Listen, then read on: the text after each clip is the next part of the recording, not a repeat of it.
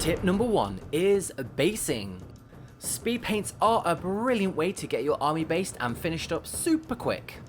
For our standard base here, it was sprayed black first and then given a dry brush of white afterwards. This picks out the top surface of the sand whilst leaving the bottom layer black. To the left is our dry brushed base, and to the right we only used plain sand, so you can see the difference for yourself. And here is a selection of colours once dry. Tip number 2 is what undercoats to use first before you start painting. This zombie was first sprayed with black, and then afterwards some white was airbrushed on so it would only hit the upper parts of the model. This is called zenithal highlighting. You can do the same thing with a spray can or a brush. The important thing is to keep the darker areas for the lower part of our miniature. We will also keep one zombie totally white, just so you can see a side-by-side comparison at the end. With a white base coat, you should see that the speed paint has a nice vibrant look to it. And you should get nice coverage whilst the darker tones would sink into the recesses. However, for the zenithal highlighted miniature, you should see that the darker tones would look even blacker. And this is noticeable at the end with this side-by-side comparison. The white zombie is more vibrant, whilst the zenithal one has more depth to it. Tip number 3, going metal. You can create a whole host of metals using the speed paint range, such as gold, brass and bronze to name a few.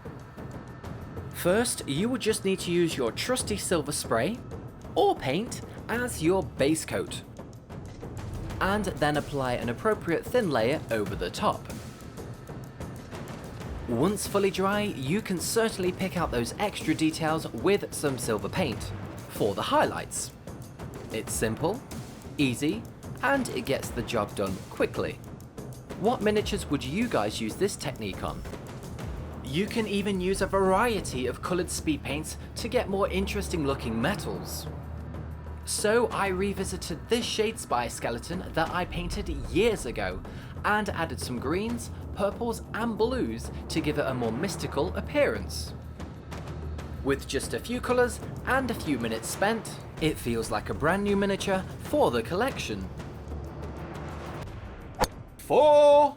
Airbrushing time. And these paints are brilliant to go through the airbrush. They require no thinning at all, and you can place them in the cap ready to go. The test miniature here was a night goblin, and it was sprayed with a zealot yellow over a white undercoat. Now you can let this dry for a moment and then proceed to airbrush a second layer. This paint will then start to flow into the recesses, creating some shadows for the miniature. Just imagine how many miniatures you could get through in a single paint session. Finally, a side-by-side comparison of a 2-layered goblin versus a 1-layered goblin. Tip number 5. Don't throw away your balls. Once one of your speed paints is empty, just use the mixing balls for one of your other acrylic paints. That way it will be easier to shake up and get the paint consistency that you're after. Tip number 6. Mixing speed paints. Just like acrylic paints, sometimes we want to get a specific colour, and with speed paints that is no different. So for this tip, we are going to create a variety of skin tones. By using the orc skin as a base colour, we can add a few different colours to create a variety of new tones. Lucky tip number 7, layering. These paints are great for layering, and they have reactivation properties. So, as each paint layer goes on top of the next one, they blend ever so slightly. So whilst using them, I have found that starting with a lighter colour and then going through to the darker for some added shading gives some nice, quick results. The grim black is also great for some extra definition for your shading. And of course, you can use normal acrylic paints for your final highlights on your miniatures. Tip number 8, weathering. Speed paints are not keen beans for water, and as we know, they can reactivate, so we can use this to our advantage. This 𝗪𝐼𝐻𝐿 has just been painted over a silver metal undercoat.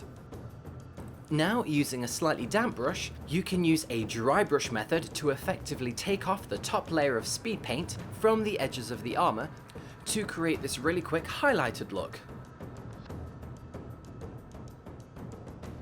Using a scrappy brush now, again this was dampened with some water. The shield was made to look battered by prodding the bristles in a random fashion over the surface. It's a quick technique, and you can imagine this being used on all sorts of armour, from fantasy through to sci-fi. Similarly, you can create some chips and battle damage using a scalpel, as the paint comes off fairly easily. Or you can just paint this on. Whatever floats your boat. But at least I show you a different way of creating this result. Tip number 9. Using acrylics. So we know that the speed paint can reactivate, especially if you water down your acrylic paints like I do. And whilst painting an acrylic layer, the speed paint layer underneath will blend together slightly. This is pretty good if you would like to partly merge the layers together, and it will yield some nice results. If you use way too much water, then the speed paint layer will just come right off. So just be aware of this. You can also use a hairdryer to speed up your speed painting, to make you turbo painting? I have found this method to be super useful, as it dries the paint out completely, enabling you to have a bit more freedom when painting acrylics on. So if you have that need for speed, this is a good option. The next method is something that I picked up from the 𝗍𝗃 channel, and that is to mix acrylic paints with the speed paint medium itself. I have only used this method on this goblin, but so far the signs are positive, so I added this into the video. The acrylic and speed paint layers don't merge as much compared to when water was used, and you can freely paint on the layers and highlights as if you were just using acrylic paints from the start. With that, we have 3 different methods of applying acrylic paints over your speed paint base coats. Tip 10. Washes. With the variety of added colours to the range, it would be a shame not to use these as washes and shades for our painting arsenal.